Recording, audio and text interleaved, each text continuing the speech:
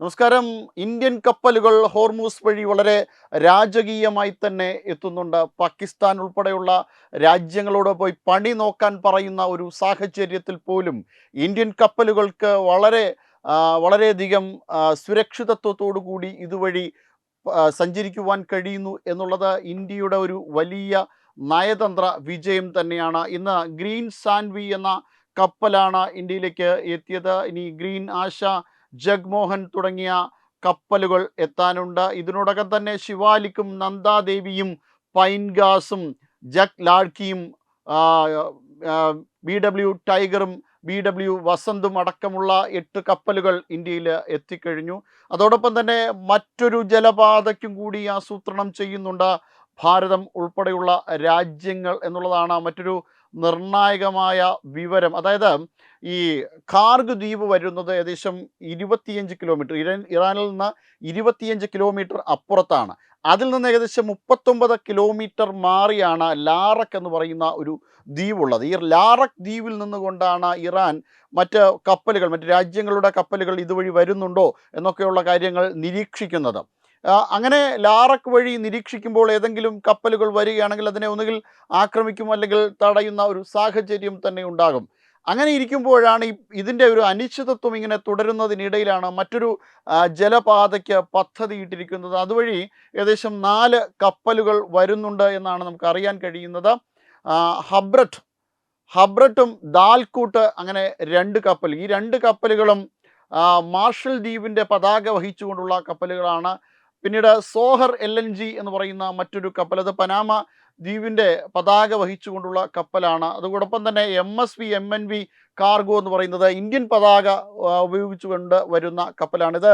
ഏകദേശം ഈ ലാറക് ദ്വീപിൽ നിന്ന് വീണ്ടും ഇടത് ഭാഗത്തേക്ക് മാറിയുള്ള ഒരു ജലപാതയാണ്. ഈ ജലപാതയിൽ കൂടിയാണ് ഇപ്പോൾ കപ്പലുകൾ കടത്തി വിടാൻ വേണ്ടിയിട്ടുള്ളൊരു ശ്രമം നടത്തിയിരിക്കുന്നത്. ഏകദേശം ദുബായിക്കൊക്കെ അടുത്ത് വരുന്നൊരു പ്രദേശമാണ്. ഈ പ്രദേശത്തൊക്കെ കൂടി ആണ് കപ്പലുകൾ വരുന്നത്. കപ്പലുകൾ വളരെ സുരക്ഷിതമായി മൂവ് ചെയ്യാൻ പറ്റുന്ന ഒരു പ്രദേശമൊക്കെ തന്നെയാണ് ഇതെന്നുള്ളതാണ് ഇപ്പോൾ ലഭിക്കുന്ന പ്രാഥമികമായിട്ടുള്ള വിവരം. അതിൻ്റെയൊക്കെ അടിസ്ഥാനത്തിൽ എന്തായാലും ഹോർമൂസ് തുറമുഖം ഇത്ര അനിശ്ചിതത്വത്തോടു കൂടി തുടരുന്നതിനിടയിൽ ലോകരാജ്യങ്ങൾക്ക് ആശ്രയിക്കാൻ പറ്റുന്ന മറ്റൊരു ജലപാത എന്നത് വളരെ നാളത്തെ റിസർച്ചിന് ശേഷമാണ് ഈ ഭാഗത്തുകൂടി കപ്പൽ കൊണ്ടുവരുവാൻ വേണ്ടിയിട്ടുള്ള ശ്രമങ്ങളൊക്കെ നടത്തുന്നത്. ഇതിനിടയിൽ സൗദിക്ക് മറ്റൊരു ഉള്ളിൽ കൂടി പൈപ്പ് ലൈൻ വഴി ഉള്ള ഒരു സംവിധാനമുണ്ട്. യാൻബുവിൽ നിന്ന് ജുബൈലിലേക്ക് എത്തിയതിന് ശേഷം ഇതുവഴി ചെങ്കടലിലേക്ക് കപ്പലുകൾ എത്തുകയും ചെങ്കടലിൽ നിന്ന് മറ്റു പ്രദേശങ്ങളിലേക്ക് പോകുന്ന ഒരു സാഹചര്യമൊക്കെ ഉണ്ട്.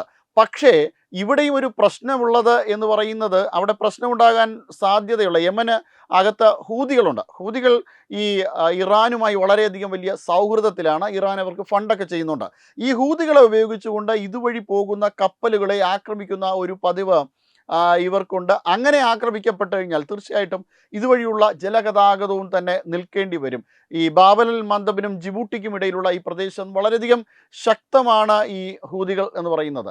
അങ്ങനെ ഈ പ്രദേശത്തു കൂടി വലിയ പ്രശ്നമുള്ള ഒരു സാഹചര്യത്തിൽ സൗദിക്കും അങ്ങേയറ്റം തന്നെ വലിയ പ്രശ്നം തന്നെയാണ് ഈ ഒരു മേഖല കൈകാര്യം ചെയ്യുക എന്നത്. എന്തായാലും യുദ്ധം അവസാനിച്ചെങ്കിൽ മാത്രമേ അതിനൊരു ശാശ്വതമായ പരിഹാരം കണ്ടെത്തുവാൻ കഴിയുകയുള്ളൂ. പക്ഷേ അമേരിക്ക ഇതിന് ഇപ്പോൾ വഴങ്ങുന്നുമില്ല. കൂടുതൽ വിമാനവാഹിനി കപ്പലുകളുമായിട്ട് അമേരിക്ക എത്തുകയാണ്. ഈ പ്രദേശത്താകെയും അമേരിക്ക നിരന്നിരിക്കുകയാണ്. ഏത് സമയത്തും ഒരു കരയുദ്ധം എന്ന തരത്തിലാണ് ഈ സാഹചര്യങ്ങൾ മുന്നോട്ട് പോകുന്നത്. ഇന്നലെ അമേരിക്കയുടെ ഒരു മുന്നറിയിപ്പുണ്ടായിരുന്നു. 48 മണിക്കൂറിനകത്ത് ഹോർമൂസ് തുറന്നില്ല എങ്കിൽ തീർച്ചയായിട്ടും ഈ പ്രദേശം ആക്രമിക്കുമെന്ന്. പക്ഷേ നേരത്തെയും ഇതുപോലെ പറഞ്ഞിരുന്നു. അതിനിടയിൽ മറ്റ് പല കാര്യങ്ങളും അമേരിക്ക തിരുത്തിയും മറിച്ചും തിരിച്ചുമൊക്കെ പറയുന്നുണ്ട്. എന്തായാലും ഈ ഒരു രീതിയിലാണ് കാര്യങ്ങൾ ഇപ്പോൾ മുന്നോട്ട് പോകുന്നത്. നേരത്തെ പിന്നെ വീണ്ടും വാക്കുമാറ്റി പറഞ്ഞിട്ടുണ്ടായിരുന്നു. അതായത് ഹോർമൂസിൽ കൂടി പോകുന്ന കപ്പലുകളുടെ സുരക്ഷ അതാത് രാജ്യങ്ങൾ തന്നെ നോക്കണം. ഇപ്പോൾ മറ്റ് ഇൻഷുറൻസ് കമ്പനികളൊന്നും ഇൻഷുറൻസ് നൽകുന്നില്ല ഈ പ്രദേശത്ത് കൂടി പോകുന്ന കപ്പലുകൾക്ക്. അത്തരത്തിലുള്ള വലിയ ഭയാനകമായ സാഹചര്യം തന്നെയുണ്ട്. അതോടൊപ്പം തന്നെ ഇറാൻ ഈ പ്രദേശത്ത് മൈനുകൾ കുഴിച്ചിടുന്ന ഒരു സാഹചര്യമുണ്ട്. ആൻഹം 7 എന്ന് പറയുന്ന മൈനുകൾ എന്ന് പറയുന്നത് സമുദ്രത്തിൻ്റെ അടിത്തട്ടിൽ വച്ചിട്ടുള്ള അതിൻ്റെ പ്രത്യേകതരം സെൻസർ ഉപയോഗിച്ചിട്ടാണ് ഇത് വർക്ക് ചെയ്യുന്നത്. ഇനി മുകളിൽ ഉള്ള മാൻഹം 3 ഉണ്ട്. ഇത് രണ്ടും ചൈനീസ് നിർമ്മിതങ്ങളായിട്ടുള്ള മൈനുകളാണ്. ഈ മൈനുകൾ സ്ഥാപിക്കുകയും ഇതുവഴി പോകുന്ന കപ്പലുകൾക്ക് വളരെ ദുരിതം വിതയ്ക്കുന്ന ഒരു സാഹചര്യം തന്നെ. എങ്ങാനും പൊട്ടിത്തെറിച്ച് കഴിഞ്ഞാൽ തീർച്ചയായിട്ടും വലിയ നാശനഷ്ടം തന്നെ ഉണ്ടാകും. അത് ഒരുപക്ഷെ ഈ കപ്പലിൽ തീരുന്നതല്ല. എണ്ണയും വഹിച്ചുകൊണ്ടുള്ള കപ്പലാണെങ്കിൽ എണ്ണ മറിഞ്ഞ് വീണ്ടും കടലിലേക്ക് പോകും. അങ്ങനെ അവിടുത്തെ പരിസ്ഥിതിക്ക് തന്നെ വലിയ ബുദ്ധിമുട്ട് ഏറിയ ഒരു സാഹചര്യം തന്നെ ഉണ്ടാകും. അങ്ങനെ ഇറാൻ ഈ മേഖലയിൽ കിടന്ന് പൂന്ത് വിളയാടുകയാണ്, മറ്റ് രാജ്യങ്ങൾക്കൊന്നും അനുവദിക്കാത്ത തരത്തിൽ. ഇപ്പോൾ ചില രാജ്യങ്ങൾ, ഇന്ത്യക്കൊക്കെ അതുവഴി സുഗമമായി കടന്നു വരാൻ പറ്റുന്നുണ്ട്. പക്ഷേ അത് നയതന്ത്രപരമായ വലിയ ചർച്ചകളിൽ കൂടിയാണ്. പക്ഷേ പാകിസ്ഥാൻ ഉൾപ്പെടെയുള്ള രാജ്യങ്ങൾ, നമ്മുടെ ശത്രു രാജ്യമാണ് പാകിസ്ഥാൻ, പക്ഷേ പാകിസ്ഥാന് വലിയ എണ്ണയുടെ ദാരിദ്ര്യം ഉണ്ടാകുന്നുണ്ട്. അവിടുത്തെ ജനങ്ങൾക്ക് വലിയ ദാരിദ്ര്യം ഉണ്ടാകുന്നുണ്ട്. വലിയ പൈസ കൊടുത്ത് എണ്ണ വാങ്ങുവാനുള്ള കാശുമില്ല. ഇനി സോളാർ പോലുള്ള സംവിധാനങ്ങൾ പാകിസ്ഥാൻ ഒരുക്കിയിട്ടുമില്ല. അത് സ്ഥാപിക്കുവാൻ വേണ്ടിയിട്ടോ അല്ലെങ്കിൽ അതുവഴി വൈദ്യുതി കണ്ടെത്തുവാൻ വേണ്ടിയിട്ടുള്ള സാഹചര്യങ്ങളൊന്നും പാകിസ്ഥാൻ ഒരുക്കിയിട്ടുമില്ല. വിൻഡ് വഴി ആയിക്കോട്ടെ, പാകിസ്ഥാൻ ഒരു ഊർജ്ജ സ്രോതസ്സും ഇത്തരത്തിൽ ഉപയോഗിച്ചിട്ടില്ല. അത്തരമൊരു സാഹചര്യത്തിൽ പാകിസ്ഥാനെ സംബന്ധിച്ചിടത്തോളം അതീവ ദുർഘടമായ ഒരു സാഹചര്യത്തിൽ കൂടിയാണ് കടന്നു പോകുന്നത്. ഭാരതം ഇത്തരത്തിൽ വളരെയധികം സുരക്ഷിതമായി കാര്യങ്ങൾ മുന്നോട്ട് ചലിപ്പിക്കുമ്പോൾ തീർച്ചയായിട്ടും പാകിസ്ഥാന് ഏർപ്പെടുന്ന ഒരു ബുദ്ധിമുട്ട് എന്ന് പറയുന്നത് നമുക്ക് നിർവചിക്കാൻ പോലും പറ്റില്ല. ഇപ്പോൾ അസിമുനീറിൻ്റെ വാഹനം പോലും ഓടുന്നില്ല എന്ന് കേൾക്കുന്നുണ്ട്. അത്തരത്തിലാണ് ഇപ്പോൾ പാകിസ്ഥാൻ്റെ ഒരു അവസ്ഥ എന്ന് പറഞ്ഞത്. എണ്ണയടിക്കാൻ വേണ്ടി വളരെ നീണ്ട ക്യൂ ആണ് പാകിസ്ഥാനിൽ. അത്തരത്തിൽ ഒരു എങ്ങനെയെങ്കിലും വിഷയം ഒന്ന് ഒത്തുതീർപ്പാക്കാൻ വേണ്ടിയിട്ട് ഇറാൻ്റെ പുറകെ നടന്നു. ഒരു ഭീകരവാദ രാജ്യത്തിൻ്റെ ഒരു പിന്തുണയോടുകൂടി ഇതിനൊരു മധ്യസ്ഥം ഉണ്ടാവണ്ട, അതിനൊരു പരിഹാരം ഉണ്ടാകണ്ട എന്നൊക്കെ പറഞ്ഞ് ഇറാൻ ആട്ടി ഓടിച്ചു. ഇനി മറുഭാഗത്ത് അമേരിക്കയ്ക്ക് അടുത്ത് ചെന്നപ്പോൾ അമേരിക്കയും കൂട്ടത്തിൽ കൂട്ടുന്നില്ല. കാരണം അമേരിക്കയാണ് ഈ അടുത്ത സമയത്ത് അവരുടെ ഒരു കോൺഗ്രഷണൽ റിപ്പോർട്ടിൽ പറഞ്ഞത് 13ഓളം അന്താരാഷ്ട്ര ഭീകരവാദ സംഘടനകളുള്ള പാകിസ്ഥാൻ ഒരു ആഗോള ഭീകരവാദ രാജ്യം എന്ന നിലയിലാണ് പാകിസ്ഥാനെ വിലയിരുത്തിയിരിക്കുന്നത്. ഇനി ചൈനയുടെ അടുത്ത് പോയപ്പോൾ ചൈനയ്ക്കും വലിയ മൈൻഡൊന്നും പാകിസ്ഥാനെ കൊടുക്കുവാനായിട്ട് തയ്യാറായില്ല. കാരണം ചൈനയുടെ നിരവധിയായിട്ടുള്ള പൗരന്മാരാണ് ഈ ഖോദർ പോർട്ടൊക്കെ നിർമ്മിക്കുന്നതിൻ്റെ ഭാഗമായിട്ട് കൊല്ലപ്പെട്ടത് ഭീകരവാദ ആക്രമണത്തിൽ കൂടി. അങ്ങനെ അടിമുടി തകർന്നു നിൽക്കുന്ന ഒരു സാഹചര്യമാണ് പാകിസ്ഥാനുള്ളത്. അങ്ങനെയുള്ള ഒരു സാഹചര്യത്തിലാണ് ഇന്ത്യ ഉൾപ്പെടെയുള്ള രാജ്യങ്ങൾ ഇതുവഴി വളരെ സുഗമമായി എണ്ണയും വഹിച്ചുകൊണ്ട് ഭാരതത്തിലെത്തുന്നത്. ഭാരതത്തിൽ ഈ എണ്ണയുടെ വില കൂട്ടിയിട്ടില്ല. കഴിഞ്ഞ കുറേയധികം നാളുകളായിട്ട് ഈ പ്രശ്നങ്ങളൊക്കെ ഉണ്ടായിട്ടും എണ്ണയുടെ വില കൂട്ടുവാൻ വേണ്ടിയിട്ട് ഭാരതം തയ്യാറായിട്ടില്ല. അങ്ങനെ ഭാരതം തയ്യാറാകാതിരുന്ന ഒരു കാര്യമെന്ന് പറയുന്നത് ഭാരതത്തിന് അറിയാമായിരുന്നു. നരേന്ദ്രമോദിയുടെ വളരെ നേതൃമികവിൽ നമുക്ക് ധാരാളം എണ്ണ ഇതുവഴി കടത്തിക്കൊണ്ട് വരുവാൻ പറ്റും ഏതു പ്രശ്നത്തിൻ്റെ സാഹചര്യത്തിൽ. കാരണം പ്രശ്നം നടക്കുന്ന രണ്ട് രാജ്യങ്ങളിലേക്കും പോകുവാൻ കഴിയുന്ന ഏക ജനപ്രതിനിധി എന്ന് പറയുന്നത്, ഏക രാജ്യത്തിൻ്റെ അധിപൻ എന്ന് പറയുന്നത് നരേന്ദ്രമോദിയാണ്. അങ്ങനെയുള്ള നരേന്ദ്രമോദിയെ സംബന്ധിച്ചിടത്തോളം അല്ലെങ്കിൽ ഭാരതത്തെ സംബന്ധിച്ചിടത്തോളം ഇതുവഴി എണ്ണ വഹിച്ചുള്ള കപ്പലുകൾ അല്ലെങ്കിൽ LPG വഹിച്ചുള്ള കപ്പലുകളുമായി ഭാരതത്തിലെത്താൻ സാധിക്കുമെന്നൊരു കോൺഫിഡൻസ് ഉണ്ട്. അത്തരമൊരു സാഹചര്യത്തിൻ്റെയൊക്കെ കൂടി അടിസ്ഥാനത്തിലാണ് ഭാരതം ഇങ്ങനെ വളരെയധികം നിർണായക ശക്തിയായി ഇവിടെ നിലനിൽക്കുന്നത് തന്നെ. പാകിസ്ഥാന് പക്ഷേ അത് സാധ്യമല്ല.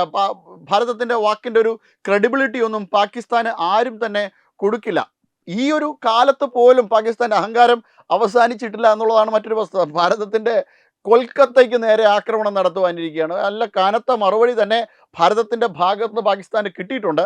എന്തായാലും ഇങ്ങനെയാണ് സാഹചര്യങ്ങൾ മുന്നോട്ട് പോകുന്നത്. എന്തായാലും പുതിയ കപ്പൽ പാതയ്ക്ക് ഒരു തുടക്കമാകും എന്ന് തന്നെയാണ് അറിയാൻ കഴിയുന്നത്. അതിനിടെ ഭാരതത്തിൻ്റെ മറ്റൊരു അഭിമാനം എന്ന് പറയുന്നത് ഭാരതത്തിൻ്റെ പ്രതിരോധ ഉപകരണങ്ങളുടെ കയറ്റുമതി ഏകദേശം 25 ഇരട്ടിയായിരിക്കുകയാണ്. 2016 ഏകദേശം 1300 കോടിയോളമാണ് ഭാരതത്തിൻ്റെ കയറ്റുമതിയെങ്കിൽ, പ്രതിരോധ കയറ്റുമതിയെങ്കിൽ ഇത് 25 ഇരട്ടി കഴിഞ്ഞു. ഏകദേശം 38,424 ആണ് ഇപ്പോഴത്തെ പ്രതിരോധ കയറ്റുമതിയിൽ നിന്ന് ഭാരതം നേടിയെടുക്കുന്ന ഒരു വരുമാനം എന്ന് പറയുന്നത്.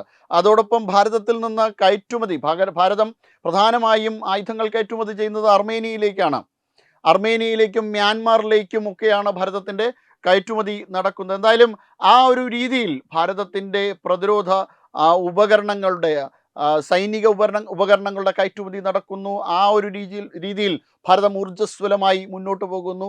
ഹോർമൂസിൽ കൂടി ഭാരതത്തിന് ധാരാളം എണ്ണ യഥേഷ്ടം കൊണ്ടുവരാൻ വലിയ ബുദ്ധിമുട്ടുണ്ട്. എന്നാലും ഈ പ്രദേശത്തോടുകൂടി ഭാരതത്തിന് ആവശ്യമായ എണ്ണ കൊണ്ടുവരുവാൻ വേണ്ടിയിട്ട് നയതന്ത്ര ഇടപെടലിലൂടെ ഭാരതത്തിന് സാധിക്കുന്നു. അങ്ങനെ വലിയ നേട്ടം തന്നെയാണ്, അഭിമാനകരമായ നേട്ടം തന്നെയാണ് ഭാരതത്തെ സംബന്ധിച്ചിടത്തോളം. Web desk Tatwamayi news. HIV അണുബാധ സന്തോഷപൂർണമായ ഒരു ജീവിതത്തിന് തടസ്സമല്ല. HIV അണുബാധയ്ക്ക് ഫലപ്രദമായ ചികിത്സ ഇന്ന് ലഭ്യമാണ്. ഇതിന് യഥാസമയം അണുബാധ കണ്ടെത്തുന്നതും കാലേക്കൂട്ടി ചികിത്സ നടത്തേണ്ടതും അത്യാവശ്യമാണ്. സൗജന്യമായ ചികിത്സയും മാർഗനിർദ്ദേശങ്ങളും സർക്കാർ ആശുപത്രികളിലെ ART അഥവാ ഉഷസ് കേന്ദ്രങ്ങളിൽ ലഭ്യമാണ്. ആരോഗ്യ സംരക്ഷണം ഓരോരുത്തരുടെയും ഉത്തരവാദിത്തമാണ്.